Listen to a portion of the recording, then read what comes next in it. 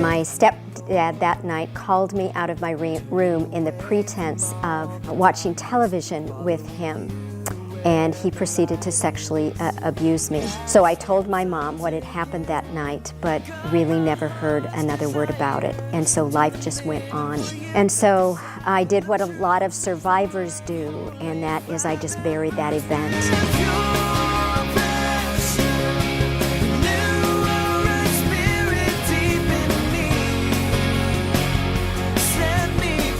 What's very hard for a lot of survivors is their body tends to respond in a physiological way to those events, and there's tremendous guilt over that.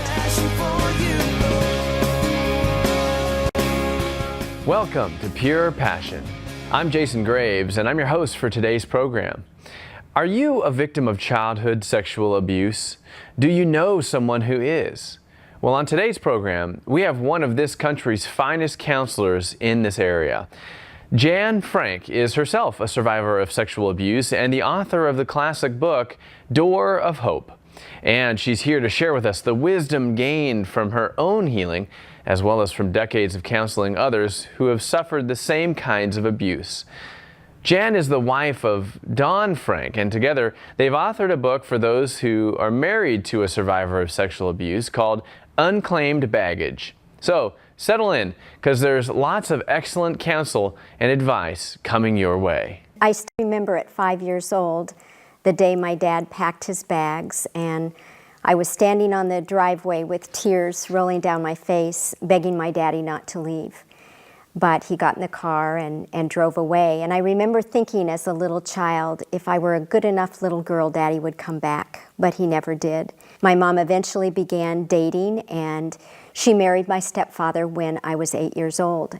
At the age of 10, I went to an evening service one evening at our church, and there was an evangelist there who shared that God so loved the world that he sent his son Jesus to die for my sin, and if I would ask him into my heart that he would become my Savior. And so I raised my hand in that service that night at 10 years old and asked Jesus to come into my heart.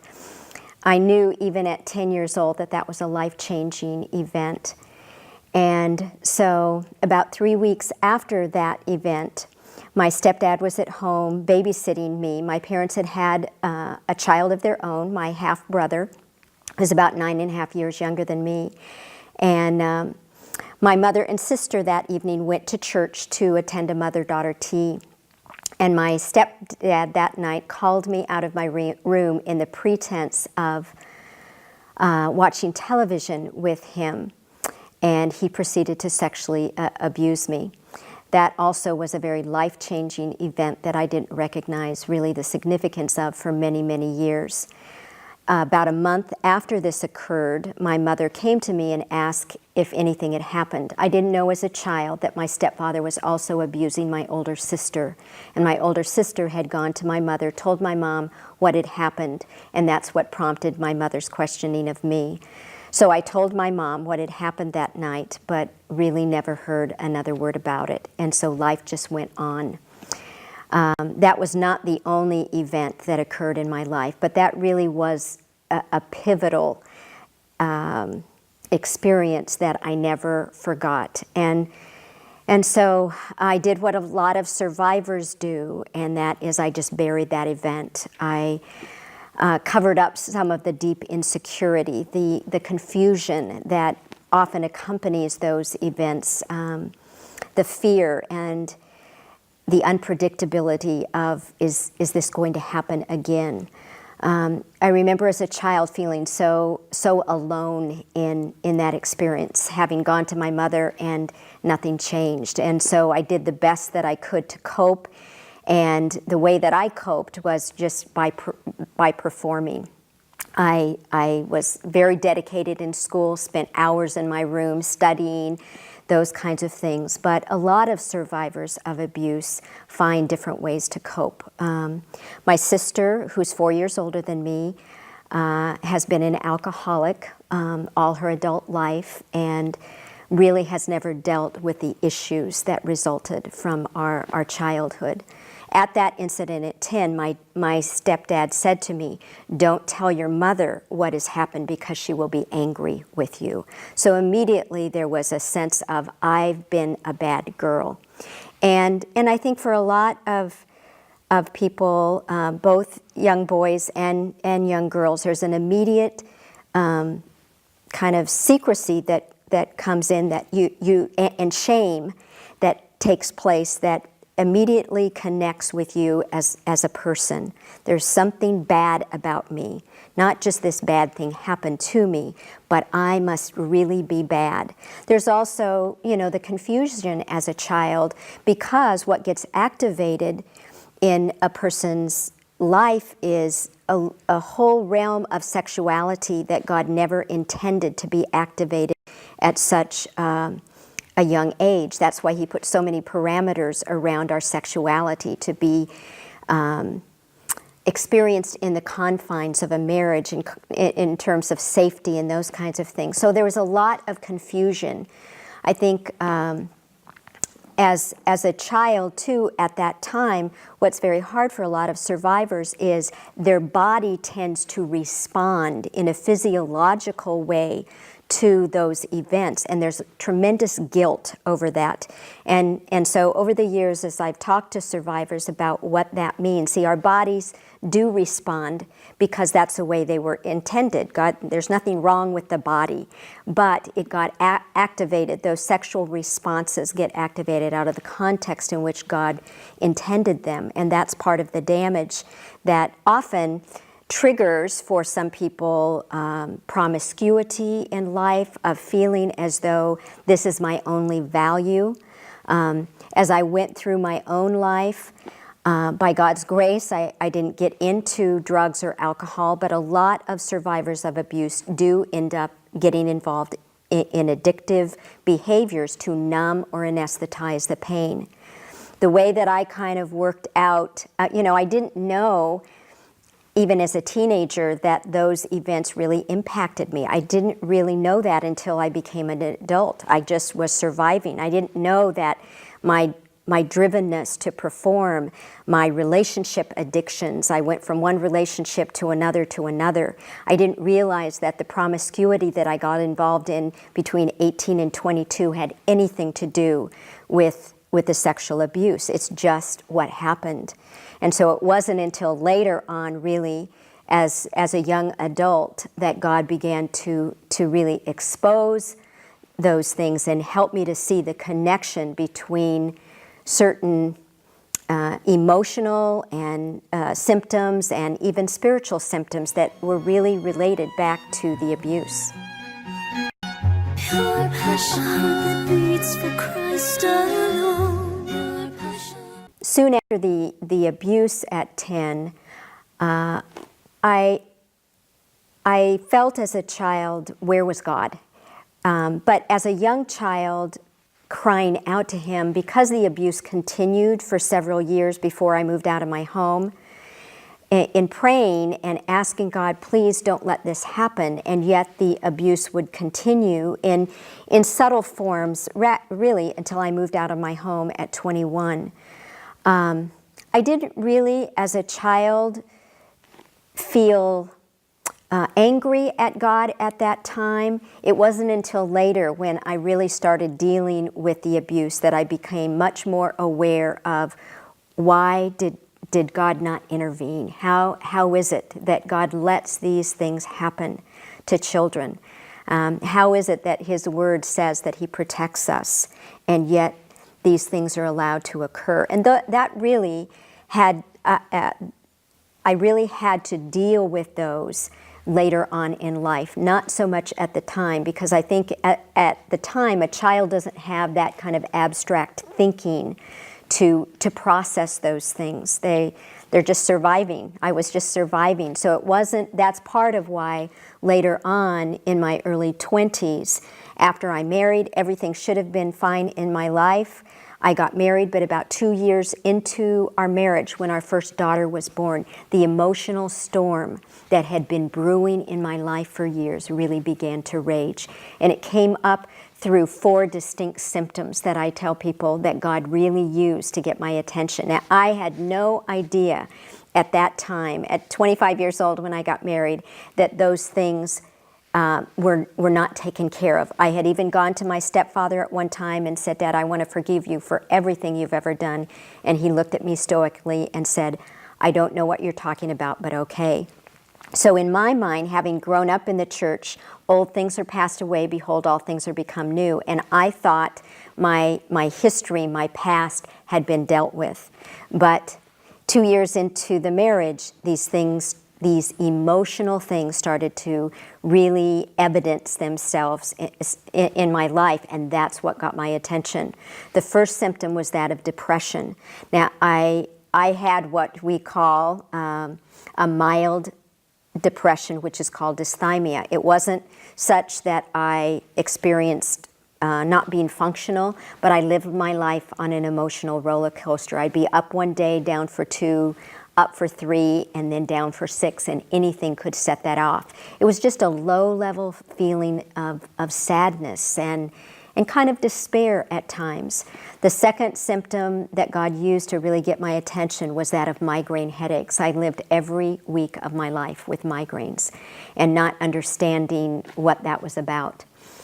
The third symptom was that of a critical spirit. My husband, Don, no matter what Don would do, I'd find something wrong with it. And I've told audiences over the years that I had the gift of criticalness, and I shared that freely with my husband, Don. And that, along with the fourth symptom of anger. And the anger really came out when our first daughter, Heather, was born. When we brought her home from the hospital, she had a colicky stomach. And at night, when I'd get up to feed her and comfort her, that colic would keep her crying. And I remember as a young mom at 27 years old, that anger, that rage would come up, and I felt so out of control and so helpless. And at that time, I even saw visions of myself throwing my baby across the room, and I knew I was in trouble. But at that time, I had no idea that any of that was connected with my past. And so I did the only thing that I knew to do at that age. Everything should have been great in my life. I had a great husband. We loved the Lord, had a healthy child, had a nice home. I led a Bible study, and everything should have been okay, but these symptoms just began to rage. And that anger especially is the thing that got my attention, because I had enough background from being in college and majoring in psychology to know that something was wrong. So I did the only thing that I knew to do at that time, and that was to begin praying. And I just said, God, I don't know what these things are about me, but would you change them? I don't like that I'm critical with my husband. I don't like this anger and this depression. And so, God, would you change me? And nothing happened. And so I did what most of us do in that situation, is I prayed harder, I read more scripture. Still, there was no change in sight. And then I came across a verse really that was to change my life. And that verse is Psalm 51:6. That says, God desires truth in the inward parts, and in the hidden part, He'll make us to know wisdom. And I put that on a 3x5 card and put it on my refrigerator and began to pray that every day. And I just said, Lord, I need to know truth in the inward parts of Jan Frank. God, would you help me to know wisdom? And as I began to pray that over a period of time, it was probably about 2 weeks. One morning in my devotional time, I heard the Spirit of God say to me in my heart, Jan, the wounds of your past have not been healed. Now, I had really not thought about the abuse in about 17 years. I had told my husband, Don, that some things had happened to me as a child, and just kind of brushed over those, but really we both thought that was all taken care of. But when the Spirit spoke those words to my heart, I knew exactly what God was saying, that those wounds had not been taken care of. But I didn't understand really what that meant, because I'd done everything I knew to do. I'd forgiven, I'd moved on in my life. And so I said, Lord, what else is there to do? I've done everything. I've forgiven. I've gone to my parents. All of that. What else is there to do? And at that time, God brought something back to my mind that was an experience that I had when I was 18 that became really a turning point for me as the Spirit showed me this. When I was 18, I'd gone to a dentist who discovered that I had 3 impacted wisdom teeth. And that doctor said, well, you have to have those wisdom teeth removed. I will refer you to an oral surgeon.